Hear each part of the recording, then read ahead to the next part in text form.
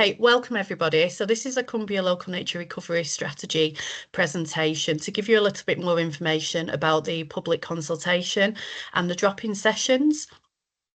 We are running these on a weekly basis, but we are going to record this session so we can publish on the website. So the purpose of today is to introduce you to myself. I'm the strategic lead for the LNRS, and Megan, who can introduce herself. Hi everyone, I'm Megan Lindeman. I'm the Technical Support Officer for the LNRS. And hopefully this session will just give you a little bit more understanding of the LNRS and its goals, a brief walkthrough of the consultation process, and then we will open up at the end. We will stop the recording and then you'll have the opportunity to ask any questions you may have. We just want to note that anything that you share in today's session won't be noted as a formal consultation response. So the process in terms of completing the consultation is all available online and via the citizen survey link. So if you do want your comments, questions, opinions to be noted, please go through the formal process of submitting that formal consultation. Okay, so what is nature recovery and why do we need it? We're just going to give you a little bit of information and background as to how the LNRS requirements came about. So you may be aware that England is considered to be one of the most nature depleted countries in the world, and we've got some stats here which are taken from the State of Nature 2023 report. And in response to this, the Environment Act 2021 brought into law a requirement to halt the decline of species and improve our natural environment. In general, nature recovery means to halt or reverse the decline in the number and range of habitats and species, which is what the LNRS is aiming to address. This can be done primarily by either managing and enhancing existing habitats or expanding and creating new areas of habitat to help the native species that those habitats support. It can also include specific actions to benefit a particular species or controlling the invasive non-native species to allow native species to flourish. It's all about building resilient landscapes for the future and making space for nature. So what is an LNRS? So Cumbria is one of the 48 strategies that have been designated throughout the UK. Once submitted to DEFRA, so once we've completed the consultation and reviewed our draft strategy, we will be asked to produce further strategies in a time frame of every 3 to 10 years. The LNRS will aim to restore biodiversity by drawing on existing data, strategies and guidance, alongside bringing in that local knowledge to help us guide the action for nature recovery so that it delivers maximum benefit for all. The LNRS will identify priorities and potential measures for nature recovery and will show the areas that are most suitable for these. So what do we need to do and where? In the production of the draft LNRS today, we have been developing it collaboratively with a range of stakeholders across Cumbria. So as Westmoreland and Furness Council were appointed as the responsible authority, so we have the prime responsibility to ensure the strategy is created. We've also been allocated supporting authorities. Again, this was mandated by DEFRA. And those supporting authorities are Cumberland Council, the Lake District National Park, Yorkshire Dales National Park Authority and Natural England, and they will have a role to ensure that they approve the strategy before it is launched. Over and above this, we've currently engaged with around 700 now additional organisations and interested parties who have either been directly involved or informed throughout the development of the LNRS to date. I'm going to hand over to Megan to tell you a bit more about what is in the LNRS. Thanks, Nicola. I'm just going to delve into the technical details of what is actually in the LNRS. So the LNRS is formed of two parts. We have a statement of biodiversity priorities, which is our written document, and then we have a local habitat map, which is an interactive online map. And these two things are designed to work together. So no single part makes up the LNRS. The two things together are what makes it. So the habitats, priorities and potential measures in the document identify what we want to do. And then the potential measures are then presented on the map showing where delivering those would bring the greatest benefit. So in our statement of biodiversity priorities, we identify the key habitats and species within Cumbria. We look at the pressures and threats on those, and also the opportunities that would arise from nature recovery and the wider benefits that they would bring. And we then identify our priorities, which are our kind of 3 to 10 year targets of what we actually want to see, what we want to deliver. And then our potential measures, which are the actions that we would need to take in order to deliver those priorities. And those take into account wider benefits and nature-based solutions. Our local habitat map then takes the mappable potential measures. So we have lots and lots of potential measures in the strategy. Some of these are beneficial almost anywhere and don't really have a spatial element. And others kind of need to be a bit more targeted. So the ones that need to be a bit more targeted and relate explicitly to habitat creation or restoration are displayed on our local habitat map. And they're formed of nature recovery networks that basically show our existing habitats that we have that we could enhance to make even better. And then the areas where we could restore or create habitats to make them bigger, better, and more joined up. The guidance also asks that we split our networks into 2 different categories. So the map also shows our areas of particular importance for biodiversity, and those are basically things that have some sort of recognition in planning policy that they are already kind of of a level of importance for biodiversity. So those can be summarized as irreplaceable habitats and designated sites. The bits of our local recovery networks that fall outside of our areas of particular importance for biodiversity are then referred to as areas that could become of particular importance. And those are the bits that fall outside, but are where we should be targeting our efforts. So the LNRS is structured by habitat theme, and we have 6 of those. So we've got woodland, trees and scrub, grasslands and limestone pavement, moorland, heathland and montane, wetland and freshwater, coastal and estuarine, and then the built environment. And for each of those habitat themes, there is a long-term kind of 30 to 50-year vision. A small number of those priorities that are our targets that we want to achieve or our objectives for the next 3 to 10 years.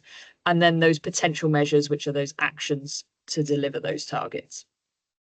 And there's also several overarching priorities and measures that apply to all of these habitat categories as well.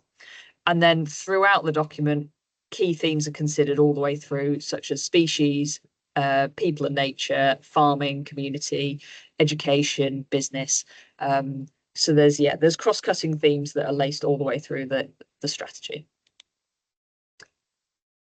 So most of the LNRS is focusing on habitats and habitat management. But there is a recognition that whilst most species will markedly benefit from the LNRS in general, there are some species that will need slightly more targeted interventions.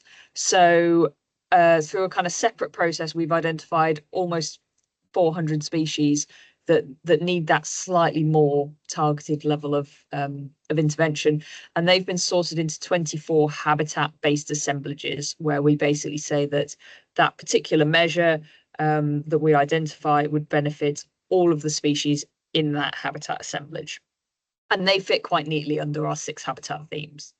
We've then gone a step further, so we also have 24 LNRS priority species, or sort of small groups of species. And they're the ones we've identified that need really bespoke action that benefit only them. So I guess an obvious example of this would be red squirrel, where we have a measure for controlling grey squirrel populations. And that you can see how that is a very targeted measure that is specifically aimed at red squirrel. We've embedded our measures for species recovery within our statement, so that it's not an afterthought. Basically, species recovery and wider nature recovery, landscape recovery, it all goes hand in hand, and we're doing all of it at once at the same time. So very quickly, I'm going to run through what the LNRS will do and not do. So it identifies opportunities. I think it's really critical to say that rather than telling you what you must do, it tells you what you could do. So it's about identifying opportunities, and it's about being a tool to aid that kind of information gathering and decision making, but it doesn't dictate your direction. It's just there to kind of aid with that. It's designed to align with existing guidance and policy, and that will hopefully come full circle in the future. The LNRS will also be used to inform future guidance and policy as well. It can be used as a decision-making tool to guide and inform development, land management, green finance, things like that. But as I say, it's all about guiding and informing, not dictating what must be done. It gives a consideration to those wider environmental, social, and economic benefits that we talked about already. And as Nicola has also touched on, it is locally led, evidence-based, and collaboratively produced. So there is no one author of this. It is Cumbria's LNRS collectively. On the flip side, what the LNRS is not, it's not a delivery plan. So this is a high-level strategy for the whole of Cumbria, and it identifies those opportunities at a landscape scale. It cannot operate at a field scale resolution. Our landscape is just too large, too complex, and too varied for the data that we have to be able to make those decisions. So it does not replace the need for those site-specific field surveys and sort of feasibility studies and delivery plans. That stage in the process is still essential. This is that first step to give you an idea of how your project might fit into the wider landscape, but you will still need that site-specific detail. The LNRS is non-binding. We have a statutory responsibility to prepare one, but we are not required to deliver the opportunities where we identify them. So it's all about, as I say, opportunity identification, but there isn't that sort of mandated change of use. It doesn't confer any level of protection, and it doesn't prevent other land uses such as farming or development from happening on the land that we map on the LNRS. And it also, on the flip side, doesn't give you permission to just run off and create habitat willy-nilly without consulting relevant specialists, doing your due diligence, proper surveys, checking, historic environment, landscape access, etc., etc. So this is that early stage. This is what we think would be good at a landscape scale, but you still need to go through all the appropriate steps that come with actually delivering a project on the ground. So I've got a couple of slides that introduce us to the local habitat map. I'm going to do this instead of trying to open it up because it's quite data heavy and there's quite a lot going on. And when you do that and screen sharing, it tends to struggle a bit. So I've just got a couple of slides with some screenshots on. But what I'd really encourage you to do is to just go away and have a play with the map. It's relatively intuitive. There's not too much that you can sort of do wrong or mess up. So yeah, just go and have a play with it and turn things on and off and play the settings and see how you find it. But when you open it, this is what will appear initially. So there's a pop-up screen that kind of has lots of boxes on it that show all the different buttons and what they do and the options that come up and what they mean.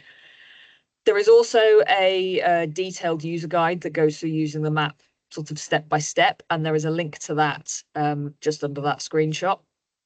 And then there is a series of sort of caveats and sort of considerations that need to be taken into account when using the local habitat map.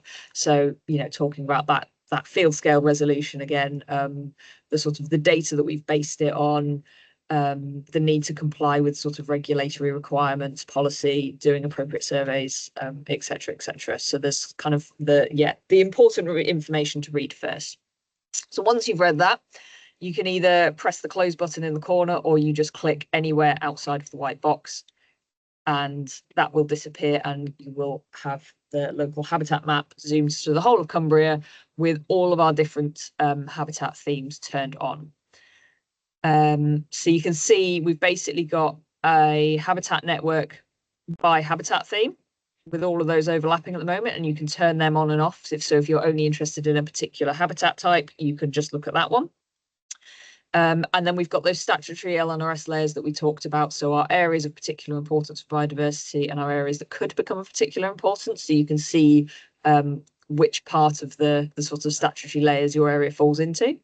And then we've got lots of additional non-statutory information, such as district boundaries, national park boundaries, sort of areas that have been identified for natural flood management, targeting, water quality, green sort of public access space. So there's lots of extra layers that you can turn on and off and overlay with the habitat networks if you're interested in those kind of wider benefits and how those feed in. So when you zoom into your area of interest, you will see there's lots of different polygons and different colours, and you've got your legend on the right saying what those are. And when you click on your area of interest, it will pop up with a box that will tell you the habitat category of the thing you've clicked on. So this one's wetland or freshwater, and it's down as enhanced. So it's an existing wetland and freshwater habitat that we could further enhance. And then it gives you the measure ID number and the description as well. And that links directly back to the Statement of Biodiversity Priorities. So if you go to the wetland or freshwater chapter and find measure 82, you will find that text there and potentially additional information as well on sort of, extra information on how you could deliver that measure that maybe doesn't fit into this text box. At the top, you can see we've actually got two potential measures here. So if you wanted to scroll between them, you use these arrows to look between all the different measures that are identified. And if you have all of the layers on, you'll see all of the measures for all of the different habitat themes, or you can turn them on and off. If you zoom in too far, all of the layers will disappear. So we've set a zoom limit on it just to reinforce that message that this is at a landscape scale. You cannot zoom into the corner of a field and find out what a 10-metre square area could be used for, because it just cannot be that granular. So if you find all the layers disappear, just zoom out a couple of clicks and you'll find that they reappear. And I'm going to hand back to Nicola now to just run through the consultation process. Thanks, Megan.